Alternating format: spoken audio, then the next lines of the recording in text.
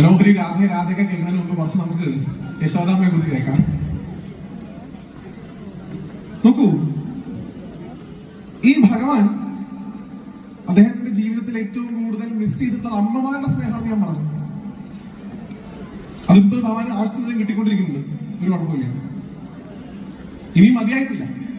കുറൂരമ്മയിൽ തുടങ്ങി ഇന്ന് നിങ്ങൾ ഓരോരുത്തരിലും ഇനി എത്രയോ വരാനിരിക്കുന്ന അമ്മകളിലും അപ്പൊ നിങ്ങളുടെയൊക്കെ മടിയിലിരിക്കുന്ന കുഞ്ഞു കുട്ടികളുണ്ട്. അവരും നാളെ ഭഗവാന്റെ അമ്മയാണ്. ആ മാതൃത്വം ഭഗവാനുണ്ടെന്നാണ്. ഞാൻ നിങ്ങളോടൊരു കാര്യം കേട്ടപ്പതായി ഇന്നലെ ഭഗവാന്റെ ഏറ്റവും പ്രിയപ്പെട്ട മകൻ അദ്ദേഹത്തിന്റെ തിരുവാഭരണം ചാർത്തിയുള്ള ആ ദീപാരാധനയൊക്കെ സന്നിധാനത്ത് നടന്ന സമയമാണ്.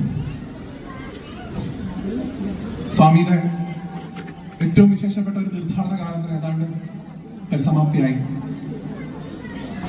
അങ്ങനെയുള്ള സ്വാമിയുടെ അമ്മയായിട്ടുള്ള ഈ ഭഗവാൻ, ഈ അമ്പലപ്പുഴ കണ്ണൻ, അദ്ദേഹത്തിന്റെ ഏറ്റവും പ്രിയപ്പെട്ട സുഹൃത്ത് എന്ന് ഞാൻ നിങ്ങളോട് പറയുമ്പോൾ നിങ്ങൾക്ക് ഒരാളുടെ മകനെ മനസ്സിൽ ഓർമ്മ വരുള്ളൂ.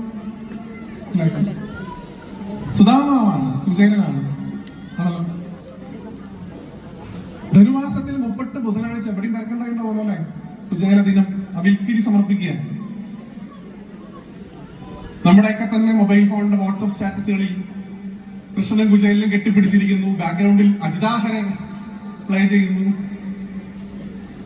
പലദിനമായി ഞാനും ബലഭദ്രാനുജ നിന്നെ പ്ലേ ചെയ്യുന്നു. നമ്മുടെ മനസ്സിൽ നമ്മൾ കൊണ്ടേ കെട്ടിവെച്ചിട്ടുള്ള കുറെ ടെംപ്ലേറ്റുകൾ പൊട്ടിക്കാൻ ശ്രമിക്കുകയാണ്.